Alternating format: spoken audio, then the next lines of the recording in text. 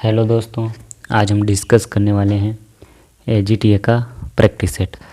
तो आज का जो टॉपिक है वो है मृदा विज्ञान यानी कि सॉइल साइंस। दोस्तों, सॉइल साइंस में जो टॉपिक है वो है मृदा का निर्माण, मृदा के प्रकार, पीएच, मृदा जल आयन, मृदा के भौतिक गुण।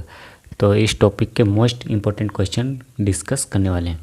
दोस्तों, इस टॉपिक के हमने 70 क्वेश्चन कंप्लीट कर चुके हैं। आप लोग जाकर प्लेलिस्ट से देख सकते हैं, क्योंकि दोस्तों इस टॉपिक का प्लेलिस्ट हमने बना दिया है। आज हम उसके आगे के क्वेश्चन डिस्कस करने वाले हैं। तो आज का जो क्वेश्चन है, क्वेश्चन नंबर 71 कि लाल मृदा निम्नलिखित में से किस तत्वों की कमी पाई जाती है, यानी कि लाल मृदा में किस तत्व की कमी पाई जाती है। तो इसका जो राइट आंसर है ऑप्शन बी, फास्फोरस व नाइट्रोजन की कमी पाई जाती है लाल मृदा में। अगला क्वेश्चन है क्वेश्चन नंबर 72 कि जैविक उर्वरकों का मुख्य कार्य क्या होता है। तो इसका जो राइट आंसर है ऑप्शन सी, जैविक क्रिया को बढ़ाना। जैविक उर्वरकों का मुख्य कार्य होता है।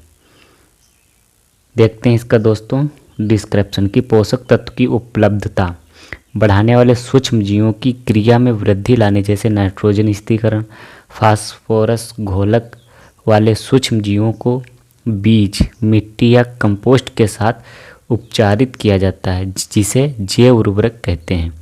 जैव उर्वरक मृदा में उपस्थित सूक्ष्म जीवों की जैविक क्रियाओं को बढ़ा देते हैं, जिससे मृदा की गुणवत्ता बढ़ जाती है। अगला क्वेश्चन है क्वेश्चन नंबर 73 कि नहरों के किनारे वाली भूमि किस प्रकार की होती है। तो इसका जो राइट आंसर है ऑप्शन डी, इनमें से कोई नहीं। देखते हैं इसका जो डिस्क्रिप्शन है कि नहरों के किनारे कौन सी भूमि होती है, लवणीय भूमि होती है। कैसी हो जाती है, लवणीय भूमि हो जाती है। ये मृदाएं विशेष रूप से पंजाब, उत्तर प्रदेश, बिहार, हरियाणा, महाराष्ट्र तथा राजस्थान में लगभग 1.7 लाख वर्ग किलोमीटर क्षेत्र में पाई जाती हैं। अगला क्वेश्चन है क्वेश्चन नंबर 74। क्वेश्चन नंबर 74 है कि जल भराव की स्थिति में नाइट्रोजन की फसल किस रूप में नाइट्रोजन प्राप्त करती है। तो इसका जो राइट आंसर है ऑप्शन ए, NH4 यानी कि अमोनियम आयन के रूप में ग्रहण करती है। देखते हैं इसका जो है डिस्क्रिप्शन। जल भराव की स्थिति में धान की फसल नाइट्रोजन को अमोनियम आयन के रूप में लेती है। धान अपने प्रारंभिक अवस्था में नाइट्रोजन NH4 के रूप में ही ग्रहण करती है। नाइट्रोजन के नाइट्रेट रूप में फसलों द्वारा खड़ी फसलों एवं शुष्क क्षेत्रों के लिए उपयुक्त होता है। अगला क्वेश्चन है क्वेश्चन नंबर 75 मृदा क्षरण प्रक्रिया का सही क्रम क्या है। तो इसका जो राइट आंसर है ऑप्शन सी, सीट, रील और गली। ये मृदा क्षरण प्रक्रिया का सही क्रम है। देखते हैं इसका जो है डिस्क्रिप्शन। जल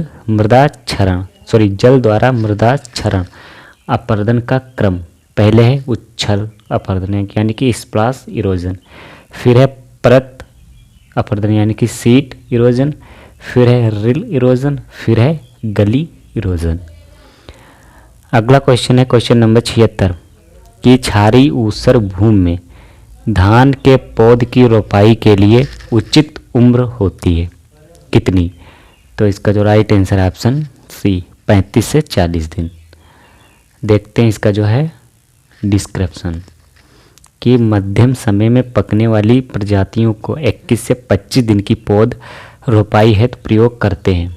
देसी तथा देर से पकने वाली जातियों की रोपाई के लिए 30 से 35 दिन की पौध उपयुक्त है और क्षारीय ऊसर भूमि में रोपाई हेतु 35 से 40 दिन की पौध का प्रयोग किया जाता है। अगला क्वेश्चन है क्वेश्चन नंबर 77 मृदा का गहरा रंग लक्षण है। तो इसके अधिक उत्पादकता का देखते हैं इसका जो है डिस्क्रिप्शन गहरे रंग की मृदाओं में कार्बनिक पदार्थ की मात्रा ज़्यादा होती है। जिन मृदाओं में कार्बनिक पदार्थ ज़्यादा होता है निश्चित तौर पर उसकी उत्पादकता भी ज़्यादा होती है। अगला क्वेश्चन है क्वेश्चन नंबर 78। जीवाश्म पदार्थ मदद करता है, तो इसका जो राइट आंसर है ऑप्शन डी। उपरोक्त सभी देखते हैं। पहला है मृदा समुच्चय बनाने एवं स्थिर करने में। दूसरा है मृदा की जल धारण क्षमता बढ़ाने में। तीसरा है मृदा क्षरण रोकने में मदद करता है। अगला क्वेश्चन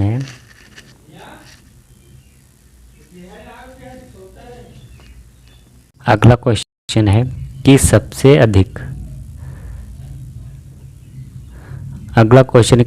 अधिक अम्लीय उर्वरक है, तो इसका जो राइट आंसर है ऑप्शन डी अमोनियम सल्फेट। देखते हैं इसका जो है डिस्क्रिप्शन है कि सबसे अधिक अम्लीय उर्वरक कौन सा है, अमोनियम सल्फेट है। इधर दिए गए फर्टिलाइज़र और इधर दिए हैं इक्विवेलेंट एसिडिटी।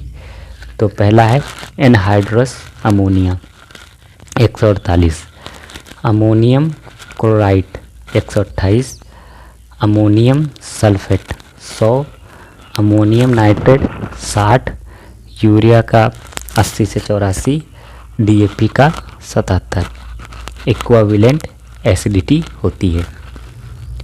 अगला क्वेश्चन है क्वेश्चन नंबर 80 कि अधिकांश फसलों की बढ़ोतरी की गति तब कम हो जाती है और पूर्ण रूप बंद हो जाती है जब मृदा में ऑक्सीजन की आपूर्ति कम होती है। कितने %? तो इसका जो राइट आंसर ऑप्शन बी 4% से कम। देखते हैं इसका भी जो है डिस्क्रिप्शन। अधिकांश फसलों की बढ़ोतरी की गति तब कम हो जाती है जब पूर्ण रूप में बंद हो जाती है, यानी कि जब मृदा में ऑक्सीजन की आपूर्ति 4% से कम होती है।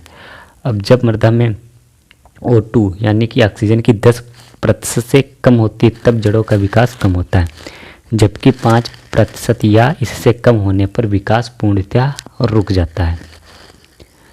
अगला क्वेश्चन है क्वेश्चन नंबर 81 कि सामान्य कृषि योग्य मृदा की पीएच होती है, तो इसका जो राइट आंसर ऑप्शन बी 6.5 से 8 पीएच की सामान्यतः कृषि योग्य मृदा का जो पीएच है 6.5 से 8 तक होने पर कृषि की जा सकती है।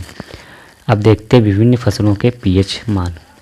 पहला मक्का का 6 से 7.5 पीएच, चावल का है 4 से 6 पीएच, ज्वार का है 6 से 7.5 पीएच तक खेती की जा सकती है। गेहूं की खेती जो है 6 से 7.5 पीएच मान पर, गन्ना की 6 से 7.5, चाय की 4 से 6 पीएच पर और आलू की 5 से 5.5 पीएच पर। और अधिकांश फसलों के लिए जो पीएच मान है वो 6.5 से 7.5 तक मानी गई। अगला क्वेश्चन है क्वेश्चन नंबर 82 कि जलोढ़ मृदाएं होती हैं, कैसी होती हैं? तो इसका जो राइट आंसर है ऑप्शन सी जोनल मृदाएं यानी कि स्तरीय मृदाएं होती हैं। अगला क्वेश्चन है क्वेश्चन नंबर 83। क्वेश्चन है कि मृदा जिनमें 35% बालू, 45% सिल्ट और 20% क्ले हो वह मृदा कैसी होगी? तो वो मृदा होगी दोमट। कैसी होगी? दोमट मृदा होगी। अब दिए गए हैं विभिन्न मृदा और उसमें बालू सिल्ट क्ले की मात्रा। तो पहली है बालू। बालू में जो बालू है 80 से 100% होती है। सिल्ट 0 से 20%, क्ले भी 0 से 20%। दूसरी अगली जो मृदा है बलुई दोमट मृदा, इसमें जो बालू की मात्रा है 50 से 80%, सिल्ट 0 से 50%, क्ले भी 0 से 20% होती है। अगली जो मृदा है वह है दोमट मृदा। दोमट मृदा में जो बालू की मात्रा है 30 से 50%, सिल्ट भी 30 से 50% और जो क्ले है 0 से 20% होती है। अगली जो मृदा है वह है बलुई क्ले दोमट। इसमें जो सिल्ट की मात्रा है बालू की 50 से 80 और सिल्ट की है 0 से 30% और जो क्ले की मात्रा है 20 से 30% होती है। अगली मृदा है बलुई क्ले मृदा। इसमें जो है बालू की मात्रा 50 से 76%, सिल्ट 0 से 20%, क्ले 30 से 50%। अगली जो मृदा है क्ले में जो बालू की मात्रा होती है 0 से 50%, और जो सिल्ट की मात्रा है वो भी 0 से 50%, और जो क्ले है वो 30 से 100% तक होती है। अगली जो मृदा है वह सिल्ट क्ले, तो इसमें जो बालू है 0 से 20%, सिल्ट 50 से 70%, और जो क्ले की मात्रा है वो 30 से 50% होती है। अगला क्वेश्चन है क्वेश्चन नंबर 84 कि मृदा जिसका पीएच मान 8.5 से अधिक हो उसे क्या कहते हैं, या उससे कौन सी मृदा कहते हैं? तो इसका जो राइट आंसर ऑप्शन डी, क्षारीय मृदा कहते हैं। देखते हैं मृदा और उनका पीएच। जो अम्लीय मृदा है उनका जो पीएच होता है 7 से कम होता है। जो लवणीय मृदा है, लवणीय मृदा का 8.5 से कम पीएच होता है। और जो मृदा लवणीय एवं क्षारीय मृदा होती है उनका जो पीएच है 8.5 से कम व निक्षालन के बाद 8.5 से अधिक होता है। अगली जो मृदा है क्षारीय मृदा, क्षारीय मृदा का जो पीएच मान है वो 8.5 से अधिक होता है। अगला क्वेश्चन है क्वेश्चन नंबर 85। क्वेश्चन है कि 2:1 ट्राईफॉर्मिक फैलने वाले सिलिकेट क्लेज की धनायन विनिमय क्षमता कितनी होती है? तो इसका जो राइट आंसर है ऑप्शन बी, 80 से 120। अगला क्वेश्चन है क्वेश्चन नंबर 86। क्वेश्चन नंबर 86 है कि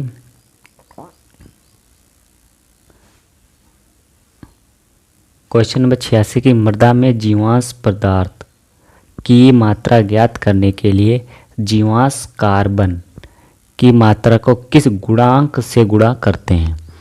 तो इसका जो राइट आंसर है ऑप्शन बी, 1.724 से गुणा करते हैं। देखते हैं इसका जो डिस्क्रिप्शन की सामान्यतः 58% कार्बन कार्बनिक पदार्थ में पाया जाता है, अतः कार्बनिक पदार्थ की मात्रा ज्ञात करने के लिए कार्बन को 1.724 से गुणा करते हैं। अगला क्वेश्चन है क्वेश्चन नंबर 87 कि मृदा विलयन के किस पीएच पर H2PO4 एवं HPO4 की मात्रा समान होती है? तो इसका जो राइट आंसर है ऑप्शन सी, 7 पीएच पर। अगला क्वेश्चन है क्वेश्चन नंबर 88 कि हवा और पानी द्वारा मृदा के एक स्थान से टूटने और दूसरे स्थान पर पहुंचने को क्या कहते हैं? तो इसका जो राइट आंसर ऑप्शन सी, मृदा अपरदन कहते हैं। क्या कहते हैं? मृदा अपरदन कहते हैं। अगला क्वेश्चन है कि निम्न में से कौन सा सूक्ष्म जीवी मृदा में नाइट्रिफिकेशन करता है? तो इसका जो right answer option D, Nitrosomonas.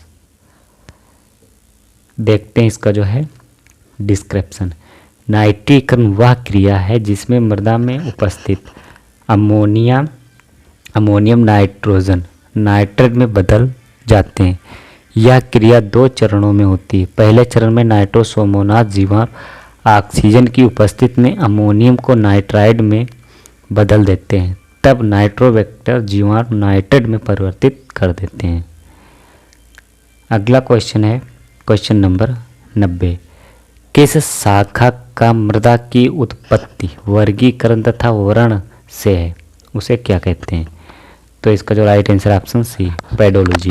Pedology के अंतर्गत हम मृदा की उत्पत्ति का अध्ययन करते हैं, मृदा का क्लासिफिकेशन के बारे में अध्ययन करते हैं, मृदा का डिस्क्रिप्शन के बारे में जो है अध्ययन करते हैं। देखते हैं इसका जो है डिस्क्रिप्शन। पेडोलॉजी मृदा विज्ञान की वह शाखा है जिसके अंतर्गत हम मृदा को शुद्ध रूप से एक प्राकृतिक पिंड माना जाता है। यह मृदा विज्ञान के जन्म, निर्माण तथा वितरण से संबंधित है, जो कि मृदा के संगठन, जीवन तथा उसकी गतिशीलता के अध्ययन से जाना जाता है। जो तुम्हारा पेडोलॉजी है, पेडोलॉजी कैसा वर्ड है? ग्रीक वर्ड है। कैसा है? ग्रीक वर्ड है। पेडोलॉजी दो शब्दों से मिलकर बना है, पेडोन प्लस लॉजी। पेडोन मीन होता है सॉयल और लॉजी मीन होता है स्टडी। जो फादर ऑफ पेडोलॉजी किसे कहा जाता है? फादर ऑफ पेडोलॉजी जो है वीवी डाकुचेव को कहा जाता है, फादर ऑफ पेडोलॉजी। अगला क्वेश्चन है क्वेश्चन नंबर 91। मिट्टी में CO2 की सांद्रता पाई जाती है कितने %? तो इसका जो राइट आंसर ऑप्शन बी 0.25% पाई जाती है। देखते हैं इसका जो है डिस्क्रिप्शन। ऊपरी मृदा इन सरफेस सॉइल में CO2 की जो मात्रा है 0.25% होती है। फसलों उत्पादन में सभी कृषि क्रियाएं इसी परत में होती हैं। अगला क्वेश्चन है क्वेश्चन नंबर 92। मृदाओं में उच्चतम कार्बनिक पदार्थ होता है इसमें, तो इसका जो राइट आंसर ऑप्शन डी में से कोई नहीं। कि मृदाओं में उच्चतम कार्बनिक पदार्थ जो है केवल ओ होरिजन में पाया जाता है, जो विकल्प में नहीं है। अगला क्वेश्चन है क्वेश्चन नंबर 93। कि बोरान की कमी सामान्यतः होती है किसमें? तो जो right answer option C laterite मिट्टी में। अगला क्वेश्चन है क्वेश्चन नंबर 94। कि pH माप इसके बारे में एक जानकारी देता है, तो इसका जो राइट आंसर है ऑप्शन ए सक्रिय अम्लता। देखते हैं इसका डिस्क्रिप्शन। कि pH मान किसी भी पदार्थ के सक्रिय अम्लता को प्रदर्शित करता है, अर्थात pH किसी भी पदार्थ में उपस्थित अम्ल की सक्रियता का निर्धारण करता है। अगला क्वेश्चन है क्वेश्चन नंबर 95।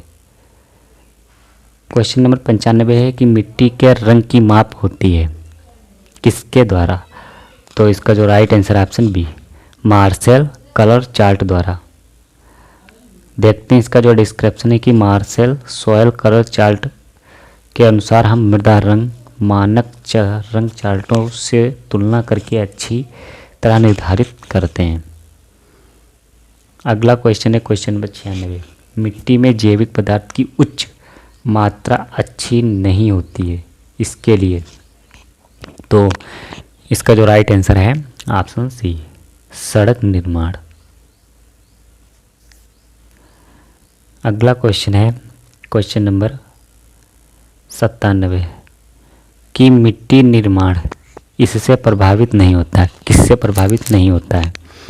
तो इसका जो राइट आंसर ऑप्शन बी हवा के द्वारा प्रभावित नहीं होता है। अगला क्वेश्चन है क्वेश्चन नंबर 98। भारत में अधिकतम क्षेत्रफल धारण करने वाला मिट्टी समूह कौन सा है? तो इसका जो राइट आंसर ऑप्शन सी जलोढ़ मिट्टी।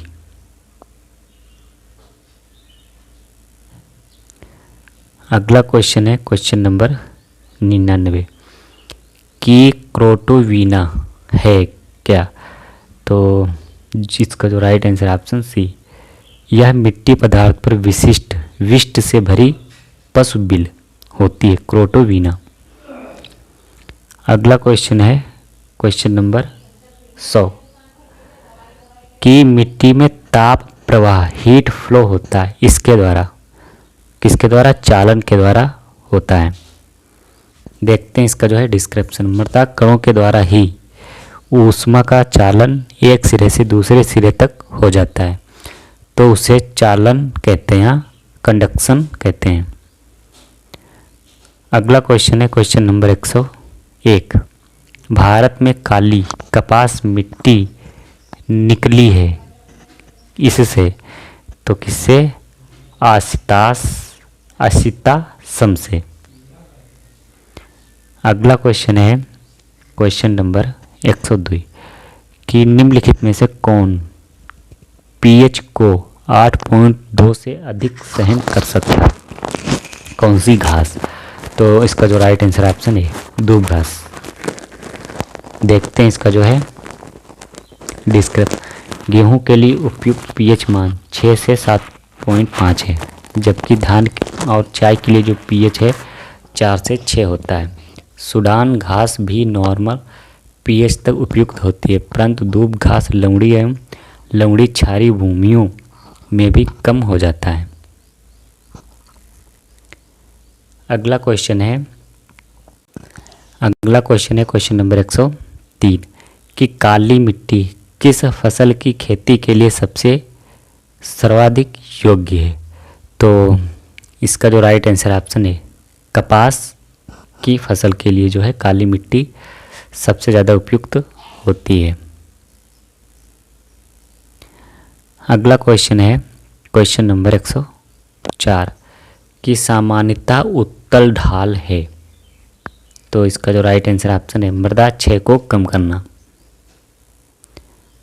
अगला क्वेश्चन है क्वेश्चन नंबर 105 कि मृदा का पपड़ीदार होना एक रूप है मृदा के किसका। तो मृदा के दृढ़ होने का। अगला क्वेश्चन है क्वेश्चन नंबर 106 समोच्च मेड़बंदी एवं सीढ़ीदार साधन है। तो इसका जो राइट आंसर ऑप्शन बी यांत्रिक साधन है। देखते हैं इसका जो है डिस्क्रिप्शन। समुच्च मेड़बंदी एक सीढ़ीदार भूमि संरक्षण के यांत्रिक साधन है। समुच्च मेड़बंदी में ऊंचाई के हिसाब से कूड़े बनाकर तथा सीढ़ीनुमा खेत बनाकर कृषि की जाती है ताकि मृदा अपरदन को रोका जा सके। अगला क्वेश्चन है आर्थिक एवं व्यवहारिक दोनों दृष्टि से फसल उत्पादन वाली भूमि जानी जाती है कैसी। तो इसका जो राइट आंसर है ऑप्शन डी एरेबल भूमि के नाम से जानी जाती है। अगला क्वेश्चन है क्वेश्चन नंबर 108 क्वेश्चन नंबर है कि फसल पैदा करने की मृदा की छिपी क्षमता को क्या कहते हैं। तो इसका जो राइट आंसर ऑप्शन बी उर्वरता कहते हैं। यानी कि फसल पैदा करने की मृदा की छिपी क्षमता को उर्वरता कहते हैं।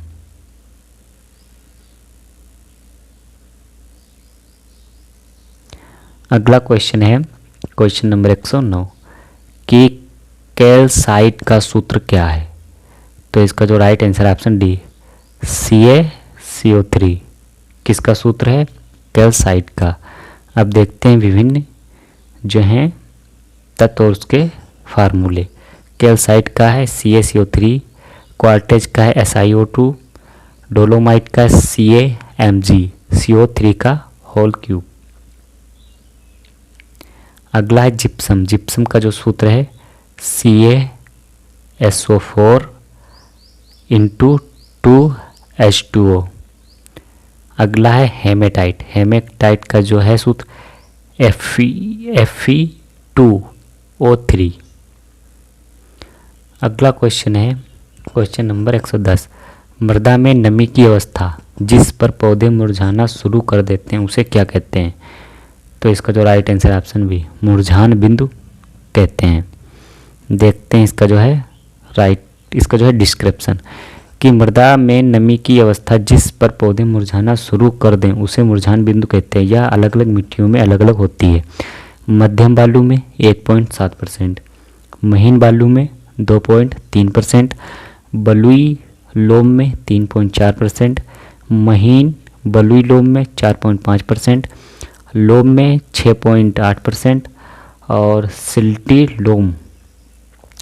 लोम में 7.9% और क्ले लोम में 10.2% और क्ले में 14.7%। तो ये थे आज के 110 मोस्ट इम्पोर्टेंट क्वेश्चन जो दोस्तों AGTA और TGT PGT दोनों के लिए मोस्ट इम्पोर्टेंट है। Thank you.